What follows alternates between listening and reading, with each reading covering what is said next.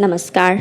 ये रामायण कथा पूरी तरह से श्रीमद् वाल्मीकि रामायण के ऊपर आधारित है। यदि आप इसका निरंतर श्रवण करते रहना चाहते हैं तो इस चैनल को सब्सक्राइब जरूर कर लें और आगे आने वाली सभी पॉडकास्ट के नोटिफिकेशन के लिए बेल आइकन को भी ज़रूर से प्रेस कर दें। अब हम सुनेंगे 40वां सर्ग, सीता का श्री राम से कहने के लिए पुनः संदेश देना। तथा हनुमान जी का उन्हें आश्वासन देकर उत्तर दिशा की ओर जाना। वायुपुत्र महात्मा हनुमान जी का वचन सुनकर देवकन्या के समान तेजस्विनी सीता ने अपने हित के विचार से इस प्रकार कहा, वानरवीर, तुमने मुझे बड़ा ही प्रिय संवाद सुनाया है। तुम्हें देखकर हर्ष के मारे मेरे शरीर में रोमांच हो आया है। ठीक उसी प्रकार जैसे वर्षा का पानी पड़ने से आधी जमी हुई खेती वाली भूमि हरी भरी हो जाती है।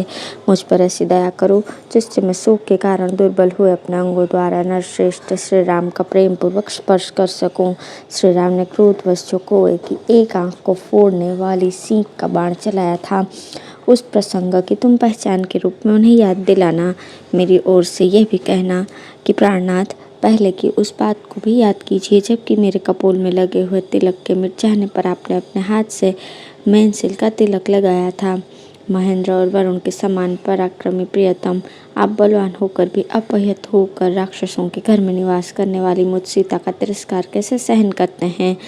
इस दिव्य चूड़ामणि को मैंने बड़े यत्न से सुरक्षित रखा था और संकट के समय इसे देखकर मानो मुझे आप ही का दर्शन हो गया हो, इस प्रकार मैं हर्ष का अनुभव करती थी। समुद्र के जल से उत्पन्न हुआ ये कांतिमान मणिरत्न आज आपको लौटा रही हूँ। अब शोक से आतुर होने के कारण मैं अधिक समय तक जीवित नहीं रह सकूंगी। दुस्सह दुख, हृदय को छेदने वाली बातें और राक्षसियों के साथ निवास, यह सब कुछ मैं आपके लिए ही सह रही हूँ। मैं आपकी प्रतीक्षा में किसी एक प्रकार 1 मास तक जीवन धारण करूंगी। इसके पश्चात आपके बिना मैं जीवित नहीं रह सकूंगी। यह असुरराज रावण बड़ा क्रूर है, मेरे प्रति इसकी दृष्टि भी उचित नहीं। अब यदि आपको भी विलंब करते सुन लूंगी तो मैं क्षण भर भी जीवित नहीं रह सकती। सीता जी के ये आंसू बहाते कहे हुए करुणाजनक वचन सुनकर महातेजस्वी पवन कुमार हनुमान जी बोले, देवी, मैं सत्य की शपथ खाकर कहता हूँ कि श्री रघुनाथ जी आपके शोक से ही सब कामों से विमुख हो रहे हैं। श्री राम के शोकातुर होने से लक्ष्मण भी बहुत दुखी रहते हैं। अब किसी प्रकार आपका दर्शन हो गया, इसलिए रोने धोने या शोक करने का अवसर नहीं रहा।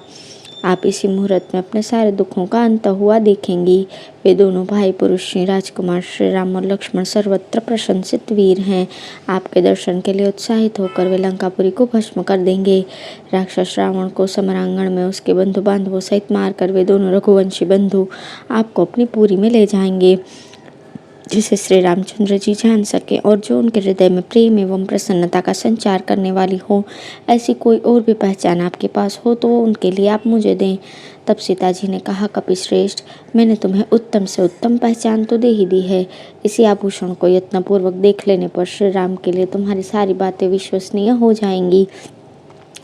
उस श्रेष्ठ मणि को लेकर वानर शिरोमणि श्रीमान हनुमान देवी सीता को सर झुकाकर प्रणाम करने के पश्चात वहां से जाने को उद्यत हुए।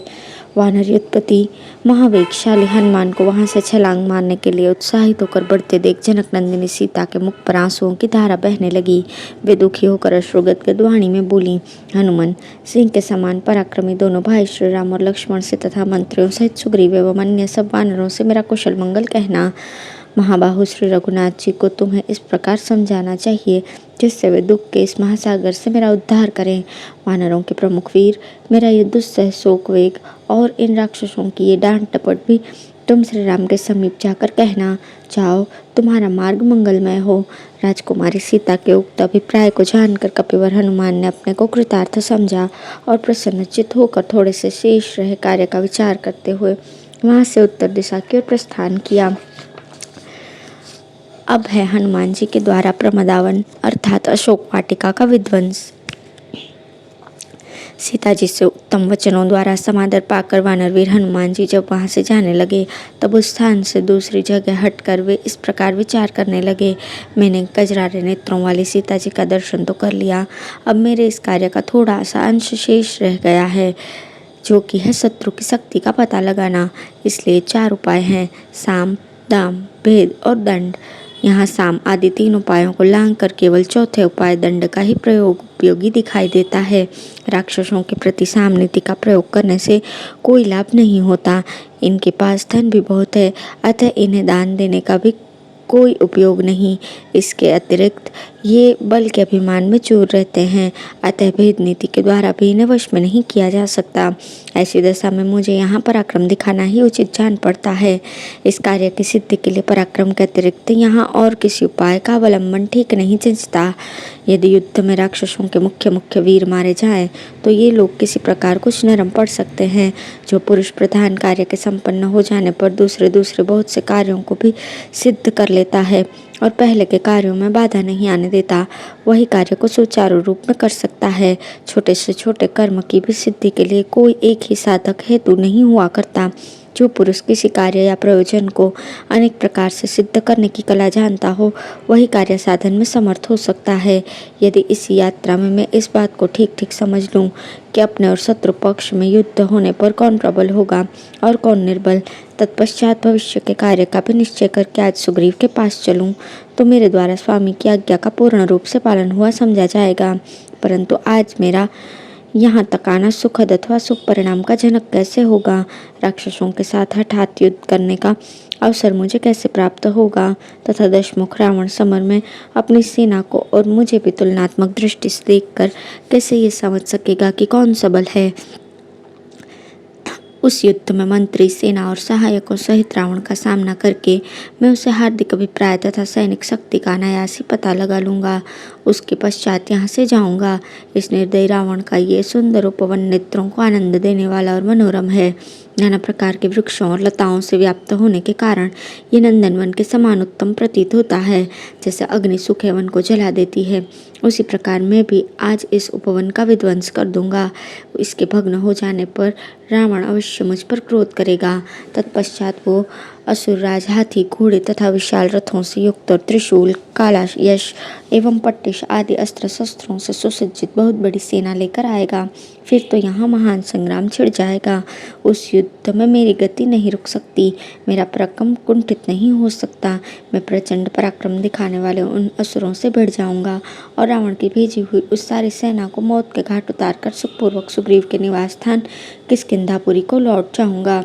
ऐसा सोचकर भयानक पुरुषार्थ प्रकट करने वाले पवन कुमार हनुमान जी क्रोध से भर गए और वायु के समान बड़े भारी वेग से वृक्षों को उखाड़ कर फेंकने लगे। तदंतर वीर हनुमान ने मतवाले पक्षियों के कलरव से मुखरित और नाना प्रकार के वृक्षों एवं लताओं से भरे पूरे उस प्रमदावन अर्थात अंतःपुर के उपवन अशोक वाटिका को उजाड़ दिया। वहाँ के वृक्षों को खंड खंड कर दिया, जलाशयों को मथ दिया और पर्वत शिखरों को चूर चूर कर दिया।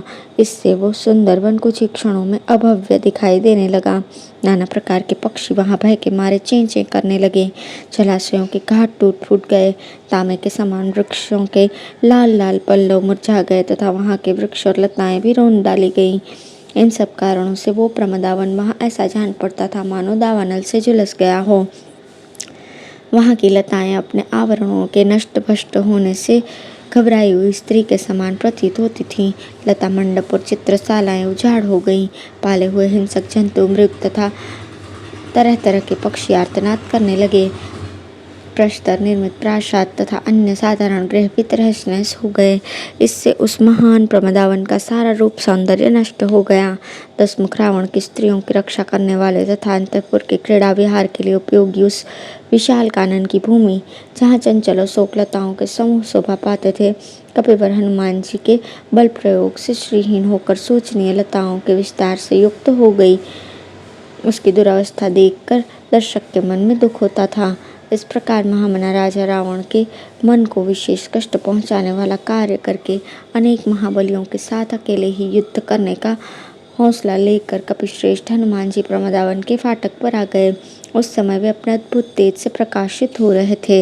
इस प्रकार श्री वाल्मीकि निर्मित रामायण आदि काव्य के सुंदर कांड में 41वां सर्ग पूर्ण हुआ। धन्यवाद।